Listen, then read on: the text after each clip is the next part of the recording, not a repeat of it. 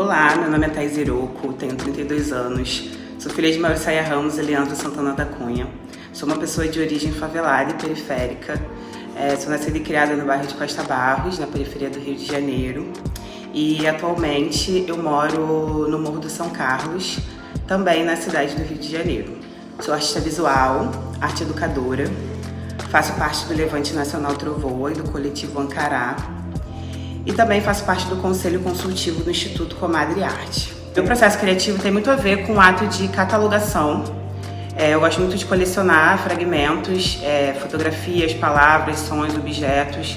E a partir deles eu vou tecendo camadas, criando narrativas que nem sempre são lineares, mas que carregam uma força simbólica muito grande a partir desses objetos, né? Para mim, uma obra que representa bem isso é a obra Relíquia das Relíquias.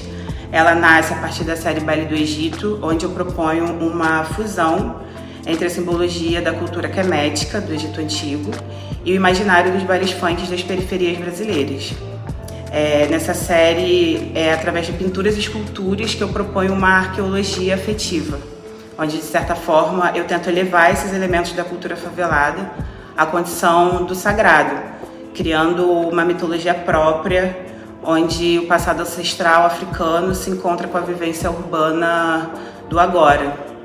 E levar essa arquitetura para o espaço expositivo é também questionar as hierarquias de valor cultural e ressignificar o conceito de patrimônio, afirmando a potência simbólica da experiência negra periférica. Outra obra importante de citar para entender esse processo é a videoperformance Porta-Bandeira do Lembrar.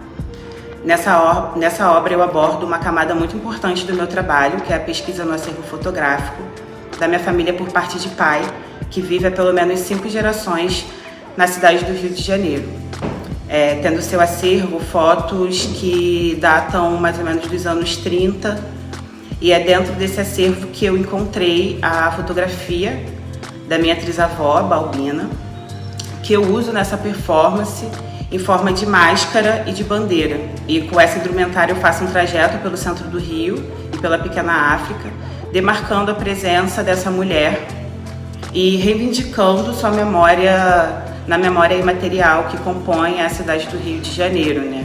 Também reivindicando o meu corpo e o meu trabalho enquanto parte do legado deixado por essa mulher comum, cuja história não consta nos ditos anais da história, assim como tantas outras.